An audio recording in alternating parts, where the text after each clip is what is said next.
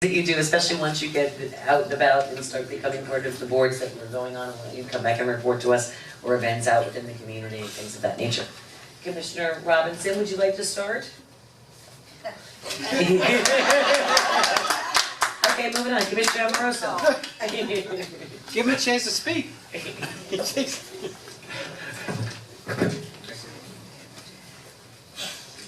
comes bearing his gifts. I'm bearing gifts. Okay, I'll start. I'm the liaison to the arts and entertainment. We've got a couple things coming up. This weekend is Gay Pride. Saturday, Sunday downtown. Sunday's our parade for the newly electeds. Your cars will be provided for you. You will meet your cars in front of the post office at 11 a.m. They will be decorated, and the parade starts about noon. So optional. BOA optional. Second, we've got spring break coming up at Lake Worth Beach, so we encourage everyone to be there. Last week, I was attending the National League of Cities in Washington. I sit on the National League of Cities Policy and Advocacy Board, and I'm also the president of the Gay and Lesbian Advocacy Board. So in front of you, you have the new initiatives from the National League of Cities. We spent a couple days on the Hill lobbying on behalf of the National League of Cities and small cities, home rule. Some of the issues we're dealing with right now is our new president is looking to cut funding for HUD and CDGB funds. If you're familiar with CDGB funds, Community Block Grant, the city of Lake Worth gets $250,000 a year, and we use it, we need it, and we're encouraging the president not to cut those funds. Also, a big fund that's looking to be cut is feeding programs for the elderly, Meals on Wheels, and then also school vouchers. I grew up with a single mother, and I was on free and reduced lunch most of my life, so it's very important to the communities we represent.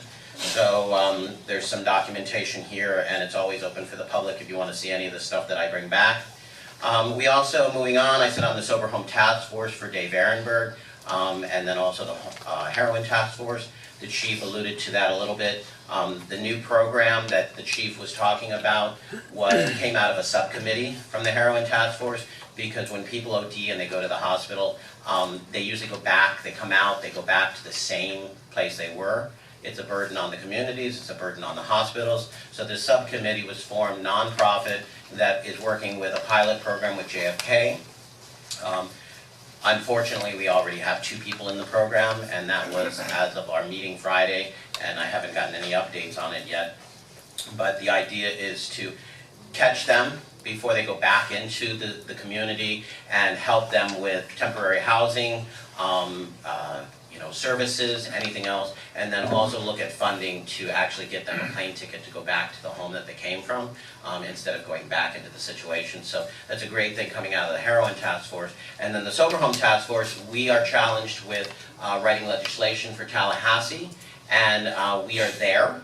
We were in Tallahassee representing the Sober Home Task Force last week. We're there again this week. It'll be an ongoing thing, writing legislation, and we're actually in the planning stages. And what we can do, what we can't do, what works. Again, it comes down to what agency is going to actually facilitate it and where the funding is going to come from. So we're in that situation. While I was in Washington, I met with Representative Lois Frankel on this issue and on the National League of Cities issues.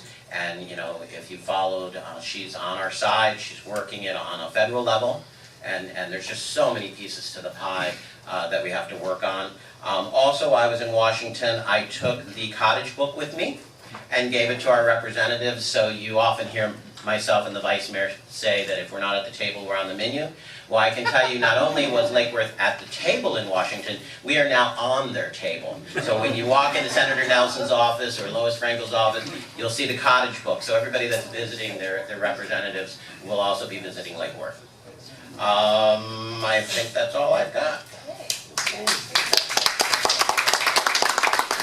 Commissioner Hardy? I have No report.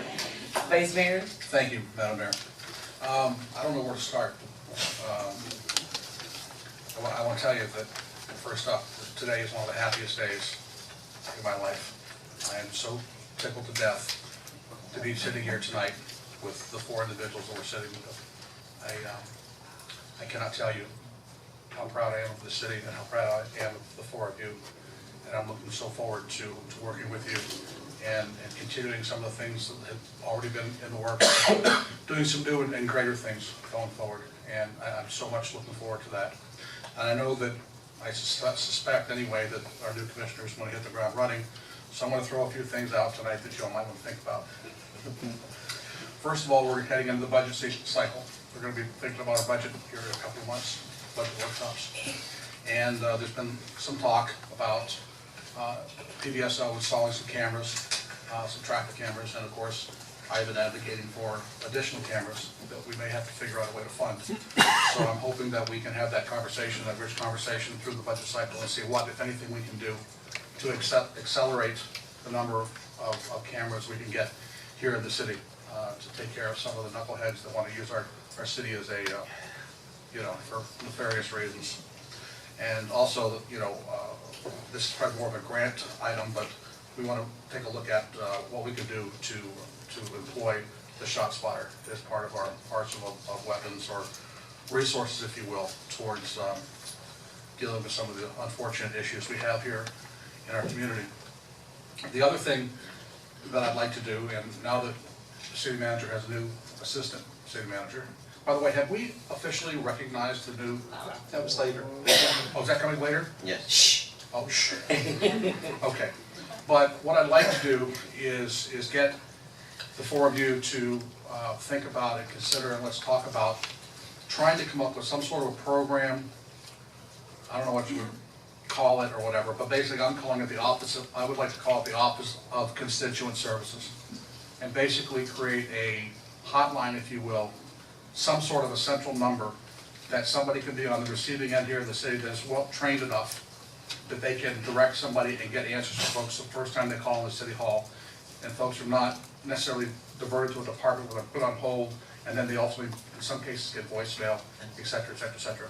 We really, in part of our effort to become more user-friendly and resident-friendly and customer-friendly, I think this is a logical step for us to entertain. And I think that might be something that the new assistant city manager should probably take under their wing. That's just a suggestion. Call center. I'm sorry? They're working on the call center. Also, we also have a new staff member that's helping us with code, who will be helping us with code. I think we need to have a code workshop, and I think we need to have a rich discussion about what the mission of the code enforcement department here in the city is, with an emphasis on outreach and communication with the community, because there's still a lot of folks out there that really and truly don't understand how code enforcement works and what happens when a property comes through the process. And we need that's an important piece that we need to talk about. And, the city, I think, is pretty much, Mike, we're pretty much done with the sweep of the non-homesteaded properties. I think we've got a much better handle on who we should be looking at as far as rental properties versus non-rental properties.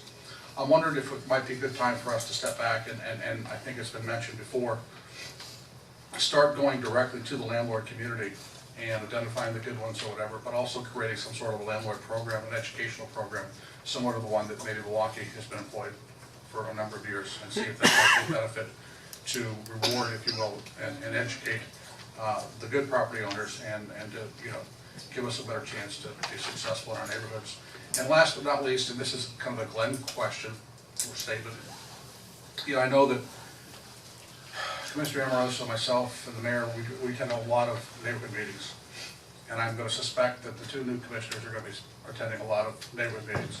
My question is it possible to have a blanket public notice for all neighborhood meetings going forward, that there could be one or more electeds in attendance, so we don't run into situations where folks are uncomfortable?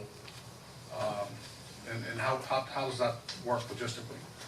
I know Mary Lindsay and I kind of worked on this a couple of years ago to come up with something the neighborhood associations are having candidate forums. So you can probably extend that if the neighborhood association were willing to go through that process. We could probably extend that so we could look at doing that kind of public notice if that's what the commission would like to do. And if the neighborhood associations might do that. Okay. And so that's really all I have. Again, thank you all very much. the community and thank the four of you, and I'm so excited about the future. The city's, I don't think our future has been any brighter than it is tonight, and I'm really looking forward to being a part of that. Thank you all so very much. Thank you. Okay. I'll try to keep it short and sweet because I have one item here that's pretty important. First of all, I want to thank everyone who welcomed me flolfing. That was quite the endeavor. I, of course, still have sciatic issues, so I wasn't able to flolf, but I was able to enjoy the award ceremony after. So it was fun as always, and Downtown Jewel does just an amazing job at that. It kills me. Meals on Wheels. This Friday, I will be working, as many of you may know, every year I usually go out and deliver meals each year to different homes within our community. And there's always a specific day that we do. This year they've asked me to come in and actually cook the meals. A little birdie must have told them. So I'll actually be at the headquarters on Friday cooking meals that are going to be going out, so that should be neat. And also at the MPO, we had one important issue at the MPO meeting, and it was in relationship to impact fees. Right now, as many of you may or may not know, 96% of the money, so we have, say we have an investment in our community in commercial business, 96% of those impact fees go to the county. Now we can charge our own impact fees on top of those impact fees, but they're already charging, and so basically the rest of the municipalities have 4% to spread out amongst that, and it helps larger communities that can add fees to it, but it doesn't help us when we're trying to lure good, responsible, respectable types of businesses that fit within our infrastructure to the community and offer them incentives to come here. So they were kind of suggesting 2 different or 3 different options that included, you know, everything from the impact fees having to be used only specifically where the money was going to be impactful, and that could only be used on projects that were within the region. The majority, to give you an idea, we have contributed since 2000, I'm trying to think of since 2010 or 2015 or whatever it was, we contributed $3.8 million. The exact amount of money from the county that's been spent in our city came to about $60,000 from those impact fees. So they're looking at different ways to do it. They had 3 options, and I didn't like any 3 of them. And I said, I vote for option 4. And they're like, well, what is that option? So I'm trying to put that together, and we had a good chance. What would you say, Mike? You were there. How did you think my option 4 went? I think there's generally, you hit on a nerve with all the cities, so I think there's going to be some action. Well, the good news is we didn't vote on it, and it's going to go to a workshop, and we're gonna figure it out. But something's got to be done. I'm asking them to recalculate the way those dollars are allocated. Is basically what I'm trying to do, and so that we can see it. The majority of money goes to the western communities. It was created that way when all that expansion was happening out west. But they have to remember that the impact that we have, especially from tourism, this is something that they didn't take into account. When the tourists come, a lot of them spend time just west of 95 to the ocean. And here are all of these roads with aging infrastructure, Dixie Highway, Federal Highway, and some of those other county-owned roads in between that are never getting upgraded or updated in decades. So on top of our own infrastructure problems, those projects aren't even getting updated too. So we're trying to say, hey, share the love. Get some of that money and bring it our direction, and you need to recalculate how much money actually comes to our own municipality. So that was a good thing that happened, that it's going to workshop, and as always, advocating for, yay team. That's it. We've had a lot. Public participation of a non-agenda